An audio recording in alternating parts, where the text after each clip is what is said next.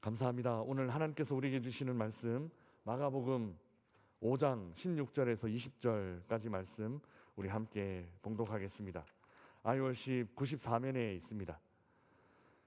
마가복음 5장 16절에서 20절까지 말씀 우리 함께 한 목소리로 봉독하겠습니다. 이것은 하나님의 말씀입니다. 이에 귀신 들렸던 자가 당한 것과 돼지의 일을 본 자들이 그들에게 알림해 그들이 예수께 그 지방에서 떠나시기를 간구하더라. 예수께서 배에 오르실 때에 귀신 들렸던 사람이 함께 있기를 간구하였으나 허락하지 아니하시고 그에게 이르시되 집으로 돌아가 주께서 내게 어떻게 큰 일을 행하사 너를 불쌍히 여기신 것을 내 가족에게 알리라 하시니 그가 가서 예수께서 자기에게 어떻게 큰 일을 행하셨는지를 데가볼리에 전파하니 모든 사람이 놀랍게 여기더라. 아멘. 최초의 이방인 사도라는 제목으로 말씀을 나누겠습니다. 어제 이 시간에 우리는 하나님께서 우리를 얼마나 존귀하게 여기시는가 본문 안에서 다시 확인했습니다. 돼지떼가 몰살되는 장면으로 하나님이 우리를 어느 정도로 한 영혼을 귀히 여기시는가가 가시적으로 드러나게 되었는데요. 돼지떼가 아깝게 느껴질 수도 있고 또 누군가에게 손해를 입히게 되는 그런 장면이다 느껴질 수도 있지만 하나님 입장에서는 이는 너무너무 당연한 일입니다. 왜냐하면 하나님은 한 영혼을 천하보다도 귀히 여기신다라고 말씀하셨고 그 돼지떼보다도 한 영혼 살리는 일이 더 귀하고 소중했기 때문입니다. 그래서 한 영혼 살리시기 위해 돼지떼 몇천 마리 정도는 충분히 하나님께서는 치를 수 있는 그런 대가입니다. 우리를 귀하게 여기시는 하나님 더 확실하게 드러나는 것은 예수님이 그곳까지 임하셨다라는 것이죠.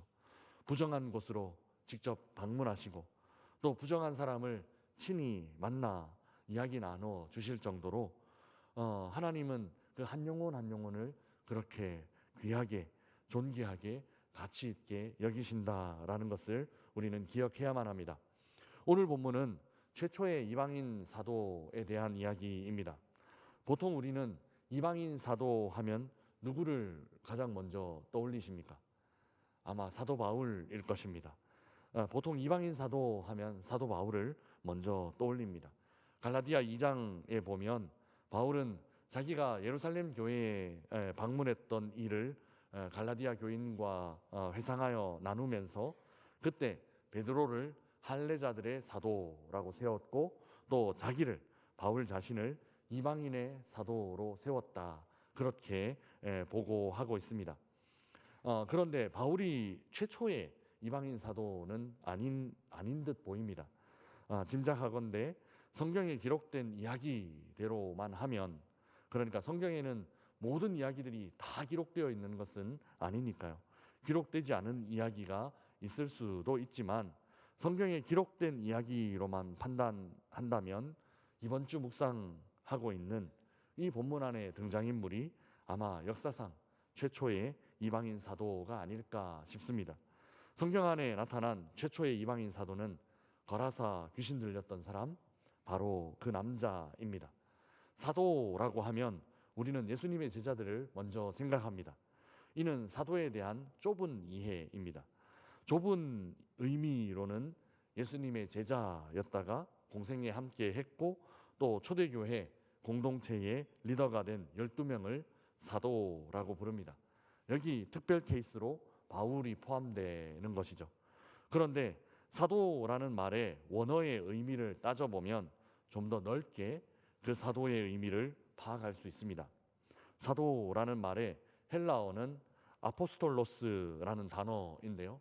아포스텔로 그러니까 보내다라는 동사에서 나왔습니다. 그래서 명사 아포스톨로스는 보냄을 받은 사람 이렇게 해석할 수 있습니다. 보냄을 받은 사람. 그러니 주님의 보냄을 받은 사람, 주께서 보내신 사람은 넓은 의미에서 모두 사도라고 부를 수 있습니다. 귀신에 사로잡혔던 거라사의 남자가 어떻게 최초의 이방인 사도가 될 수 있었는지 그 치유 이야기의 마지막 단락 안에서 이를 한번 확인해 보면 좋겠습니다. 오늘 본문에서 고침받은 그 사람은 예수님께 매우 특별한 요청을 하고 있습니다. 우리 18절 말씀 우리 함께 읽어보겠습니다. 같이 읽겠습니다. 예수께서 배에 오르실 때에 귀신 들렸던 사람이 함께 있기를 간구하였으나. 아멘.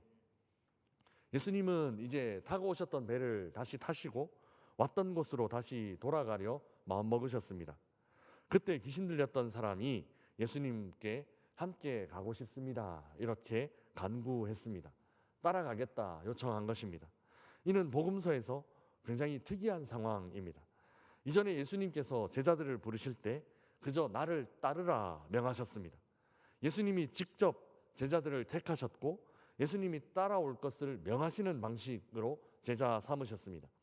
그런데 지금 이 사람은 자기가 스스로 내가 예수님 따르겠습니다, 나 예수님과 함께 하고 싶습니다, 그렇게 자원하고 나선 것입니다. 이 요청에 대해서 예수님은 어떻게 대답하셨을까요? 우리 19절 말씀 우리 함께 읽어보겠습니다. 같이 읽겠습니다. 허락하지 아니하시고 그에게 이르시되 집으로 돌아가 주께서 내게 어떻게 큰 일을 행하사 너를 불쌍히 여기신 것을 내 가족에게 알리라 하시니. 아멘. 자신을 따르겠다라는 요청을 예수님 허락하지 않으셨습니다. 요청 자체가 싫으셨을 리는 없습니다. 꽤 좋은 마음으로 들으셨을 겁니다. 그러나 예수님은 그 남자에게 집으로 돌아가라 하셨고 돌아가서 큰일 행하신 것 그리고 불쌍히 여겨주신 것을 가족들에게 알려라, 그렇게 말씀하셨습니다. 여기서 핵심은 할 일이 있다라는 겁니다. 이 사람에게 할 일이 생겼다라는 겁니다. 예수님은 자신을 따라오는 것 거절하셨지만 여기 남아 그리고 고향 돌아가서 해야 할 일이 있다라고 알려주셨습니다. 사명을 주셨다라는 것이죠. 예수님을 따라가는 일은 다양한 방식으로 이루어집니다. 꼭 12제자처럼 동행하고 동거하지 않아도 우리는 충분히 예수님 따를 수 있습니다. 예수님께서 명하신 일에 순종하면, 예수님 말씀에 순종하면, 그리고 그 말씀 따라 행하면 어디에 있든지 무엇을 하든지 예수님의 제자가 될 수 있다라는 것이죠. 우리들도 마찬가지입니다. 어떤 사람들은 소위 성직으로 부름받아 목사나 선교사로 사역을 감당하게 하십니다. 그런데 또 어떤 사람들은 그저 평신도 사역자로 직업을 갖고 은사에 따라 사역을 감당하게 하십니다. 사업장과 일터에서 예수님의 제자로 부르셨다라는 것이죠. 또 가정에서, 아마 저는 가장 중요한 게 이 가정 아닌가 싶은데요, 가정에서 우리를 제자로 부르셨습니다. 성직이라는 말이나 평신도라는 말도 사실 그저 편의상 구분하기 위해 부르는 말입니다. 모든 직업은 성직 아닌 것이 없습니다. 우리가 어디서 무엇을 하든 하나님과 함께 하나님께서 맡기신 일을 하고 있다라고 한다면 그것은 성직입니다. 모두 하나님께서 부르셔서 세우신 곳, 그리고 하나님께서 보내셔서 섬기는 곳이기 때문에 그렇습니다. 오늘 본문에 고침받은 사람도 이런 의미에서 예수님의 제자입니다. 자기가 하고 싶은 일 한 것 아니라 자기가 하고 싶은 일 있었지만 자기가 하고 싶은 일 한 것이 아니라 예수님께서 시키신 일을 했습니다. 이 자세가 굉장히 중요한 제자의 자세입니다. 제자는 자기가 하고 싶은 일을 하는 사람이 아닙니다. 그래서 제자 훈련 받을 때 항상 저는 첫 번째 강조하는 것이 이것입니다. 하고 싶은 것 하지 않는 것, 그리고 하기 싫은 것 하는 것. 제자는 예수님의 주되심을 인정하는 사람, 그리고 나의 주권을 내려놓고 순종하는 사람입니다. 그래서 제자의 기본 삶은 내가 하고 싶은 것 하는 것 아니고 내가 하기 싫은 것 하지 않는 것 아니다. 이것이 제자가 되기 위한 가장 기본 훈련입니다. 이 사람은 자신이 원하는 것 내려놓고 예수님의 명령에 순종했습니다. 우리 20절 말씀 우리 함께 읽어보겠습니다. 같이 읽겠습니다. 그가 가서 예수께서 자기에게 어떻게 큰 일을 행하셨는지를 데가볼리에 전파하니 모든 사람이 놀랍게 여기더라. 아멘. 그는 예수님의 보내심을 받고 고향과 주변 지역으로 갔습니다. 예수님의 사도가 되었다라는 것이죠.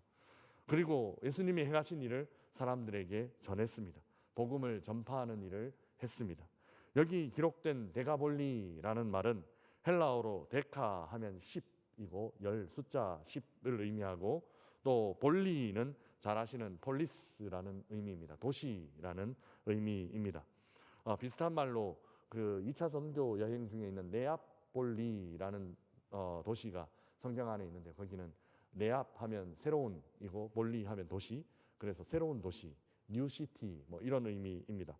갈릴리 동편에 있는 10개의 도시, 아마 로마화되어 있던 그 도시에 복음 전하는 삶을 살았습니다. 그 도시는 이방인 지역이었고, 이 사나이는 이방인 지역에 보냄받은 이방인의 사도, 최초의 이방인의 사도가 되었습니다.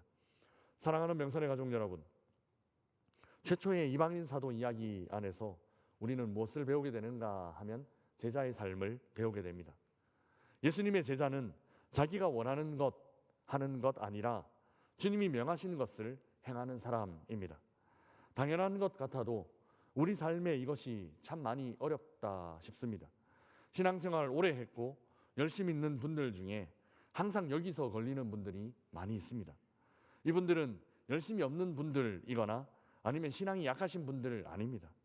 그런데 가끔 공동체에 어려움을 주는 그런 분들이 있습니다. 주님 마음 따라가야 합니다. 주님과 같이 가고 싶어도 내가 원하는 곳 가는 것 아니라 주님이 보내시는 자리로 가야 한다라는 것입니다. 그것이 참된 제자입니다. 내가 하고 싶은 일 있어도 내가 하고 싶은 일 하는 것이 아니라 주님이 내게 하게 하시는 일 해야 한다라는 겁니다. 그게 참된 제자입니다. 원하는 것 있지만 원하는 대로 하는 것 아니라 반대로 원치 않은 것 하더라도, 원치 않는 일이라 하더라도 원치 않은 일 하지 않는 것 아니라 주님이 원하시면 내가 원치 않더라도 행하고, 주님이 원치 않으시면 내가 원하더라도 그저 내려놓을 줄 아는 것, 제자의 기본 덕목, 진짜 제자의 모습입니다. 오늘 하루 이런 순종의 삶을 사십시다. 거라사에서 치유받은 남자처럼 주님 따라가고 싶은 마음, 주님과 함께하고 싶은 마음 굴뚝 같더라도 그저 내 마음 내려놓고 주님 가라 하신 곳 그곳에 가고, 주님 머물라 하신 곳 그곳에 머무르는 참된 제자의 삶을 사는 우리 모든 명선의 가족들 되시기를 주님의 이름으로 축복합니다.